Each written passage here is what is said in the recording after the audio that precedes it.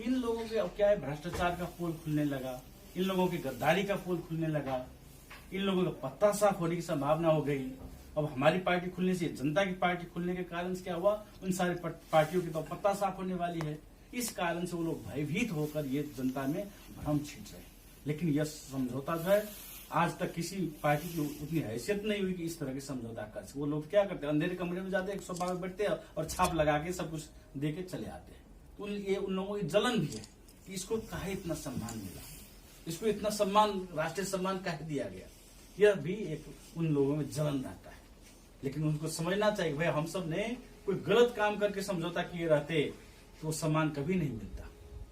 उस सम्मान मिलने का कारण ही वही है कि भले हमको बोला कि वो प्रधानमंत्री बन जाओ, मंत्री बन जाओ, राष्ट्रीय सभा में चले जाओ, हमने कहा कि हमको कहीं भी जाना नहीं है, हमें कुछ भी आपसे नहीं चाहिए, बस हमें इतना कह दो कि हम अपना राजनीतिक कार्यक्रम कर सके, हमारे कार्यकर्ताओं कोई मुद्दा न लगे, हमारे कार्यकर्ताओं पे कोई दमन न हो, बस इतनी सी जो संवैधानिक अधिकार है उस पर आप अटल रहिए। हमें आपसे कुछ नहीं चाहिए, हमें कोई मंत्री बनना नहीं, कोई प्रधानमंत्री हमें बनना नहीं है, कोई राष्ट्रीय सभा का सदस्य बनना नहीं है। या हमने इनकार किया और उसी के कारण, क्योंकि आप अगर दुश्मन के साथ भी बड़ी वीरता के साथ लड़ेंगे तो आपको सम्मान करेगा, और वही हुआ कि सम्मान पूर्वक के साथ ये समझौता किया गया। ये बात।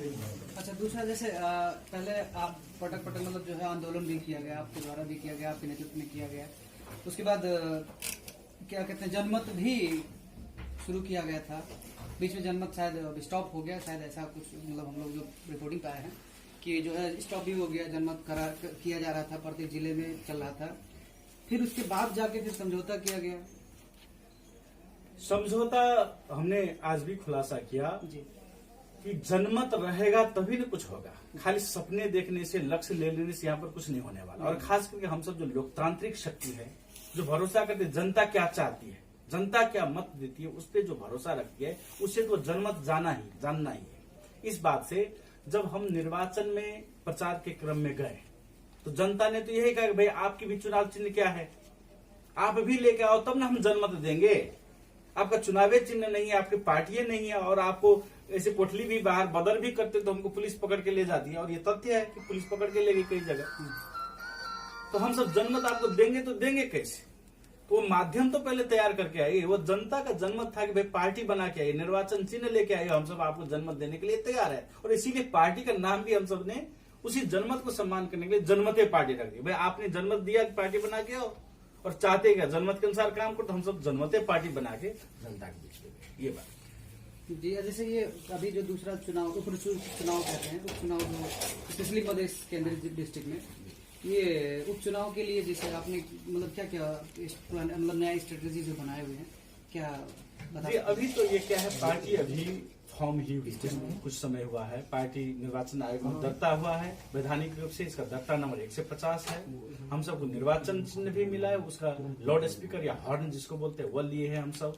और इसका कारण ये है कि हम सब आवाज विहीन की आवाज है, सीमांतकृतों की आवाज है, दलित शोषित वर्ग की आवाज है, मुक्ति की आवाज है हम सब, इसलिए ये जन जन की आवाज है। इस कारण से लाउड स्पीकर चुनाव चिन्ह बहुत ही अच्छे चुनाव चिन्ह है, वो हम सबको मिला है। तो वह चुनाव चिन्ह भी प्राप्त हुआ है, और यह पहला उप निर्वाचन है। हम सबका तो लक्ष्य है पूरा का पूरा मधेश पे जो है स्वीप करना, कब्जा करना, ताकि हम सबका जो विजन है समृद्ध मधेश का, जो शिक्षा, स्वास्थ्य, रोजगारी के क्षेत्र में हम सब ने जो सपना देखा है कि इस तरह से होना चाहिए, जो भ्रष्टाचार उन्मूलन की जो योजना लाए हैं हम सब, उसको कार्यान्वयन अच्छी तरह से कर सके। 1-2 सीट जीतकर, 5 सीट जीतकर, वड़ा में जीतकर तो आप नहीं लागू कर सकते।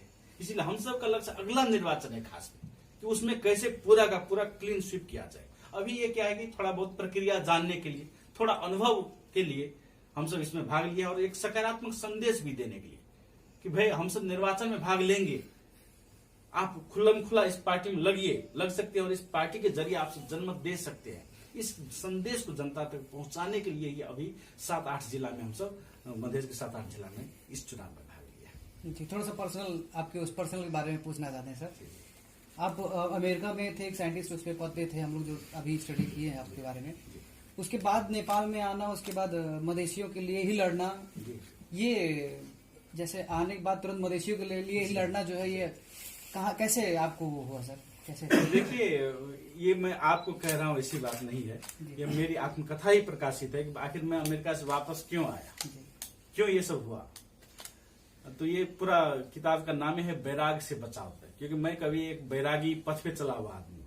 मैं सब कुछ छोड़ के मतलब जो होता है बैराग बन के अपना ईश्वर भक्ति में लीन रहूंगा, बैरागी बन जाऊंगा, इस तरह का आदमी था। तो आखिर ऐसा क्या हुआ, कौन सी घटना घटी, कौन सी समझ हुआ, कौन सा बोधत्व प्राप्त हुआ कि मैं एकाएक आके जो है मधेसियों के लिए लड़ने लगा। उस किताब में विस्तार में लिखा है। फिर भी संक्षिप्त में मैं ये कहता हूं कि देखिए हुआ क्या, अब संक्षिप्त में कह रहा हूं कि भाई ये दुविधा ऑलवेज रहती थी कि मधेसियों के ऊपर विभेद तो देखता था, ऋतिक रोशन कांड का प्रत्यक्ष भुक्तभोगी हूं, तो उस समय से मुझ में एकाएक परिवर्तन आया कि भाई जिस राष्ट्रीयता के लिए मैं जान देने के लिए तैयार हूं, वहां की राष्ट्रीयता मुझ पर सवाल करते हुए जान लेने के लिए तैयार है, तो ये क्यों है।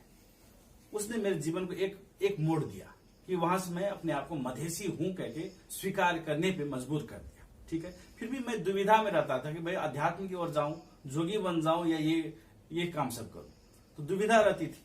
लेकिन जब अमेरिका में इसी क्रम में अमेरिका गए, अमेरिका में वैज्ञानिक के रूप में कार्यरत थे, एक बार ऐसा संयोग हुआ कि मैं मेची से महाकाली, वहां से आकर मेची से महाकाली यात्रा के लिए निकले। और उस क्रम में जो क्या है, एक कंचनपुर जिले जो आखिरी छोर है, लास्ट छोर, वहां पर क्या हुआ कि कमैया बस्ती में गए तो वहां के थारू कमैया सब जो है वो सब पांव पकड़ कर रोने लगे कि भाई आप जैसे भी हमको मुक्ति दिला दो, जैसे भी 10 धूर जमीन 4 धूर जमीन जैसे भी दिला दो, ताकि हमारा बाल बच्चा बच जाए, परिवार बच जाए।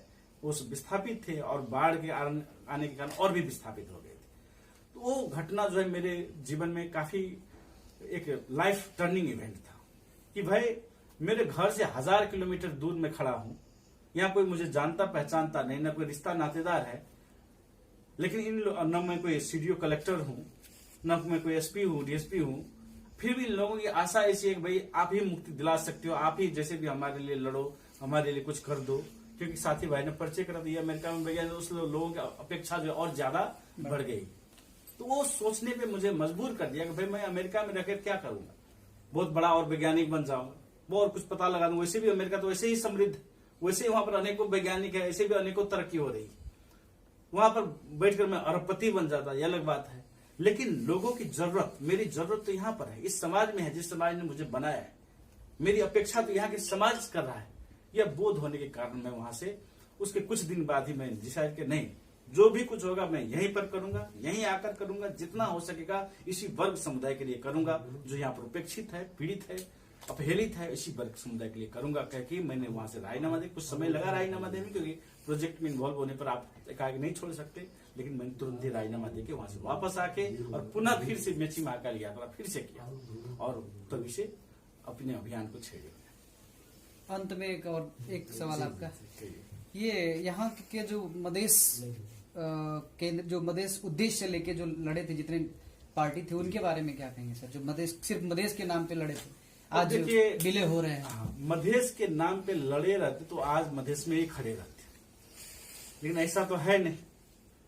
जब सिर्फ खाली सरकार से लात मार के निकाल देगा तो मधेश मधेश चिल्लाता है, और जब सरकार में ले लिया तो सब चुप हो जाता है। आजकल कहीं सुनते संविधान पुनर्लेखन का मुद्दा, संविधान संशोधन का मुद्दा, कहीं सुनते नहीं सुनते। जब तक बाहर है तभी तक वो मुद्दा है। तो बात क्या है कि यहाँ उसका आंतरिक चीज क्या है ये समझना जरूरी है, क्योंकि उसका जन्म इसलिए नहीं हुआ था मधेश में उत्पीड़न इसके कारण से जन्म नहीं हुआ था। उसका कारण जन्म ये हुआ कि भाई पार्टी में मुझे हिस्सा नहीं मिला, फोड़ के दूसरा बना लिया, फिर उसमें भी हिस्सा नहीं मिला, फिर फोड़ के दूसरा बना लिया। यही हो रहा है। तो पैदा हुआ कहां से, तो एमआलए से पैदा हुआ, वहां भी जगह नहीं मिला, भगा दिया तो बन गया माओवादी, माओवादी में भगा दिया तो बन गया फोरम, फोरम में भी कुछ नहीं। अब देखा कि ये मधेसी जनता अब सो गई, फिर धोखा देते देते मंत्री बनते बनते बनाते थक गई मधेसी जनता, तो फोरम से बन के समाजवादी ले जाके जो काला संविधान जारी करने वाला आदमी था उसी के पांव में जाके अध्यक्ष उसी को बना के पार्टी को सौंप दिए, और वो अब जाके घूम फिर के जहां से आए थे एमआलए से वहीं पर जाने में विलीन होने। तो उसका कारण सिर्फ अपनी व्यक्तिगत आकांक्षा रहा है। मधेसियों का हक हित के लिए लड़ा तो मधेश में खड़े रहते, सत्ता मिले न, वो अलग बात है, लेकिन है नहीं, इसलिए ऐसा होता है। ओके, धन्यवाद।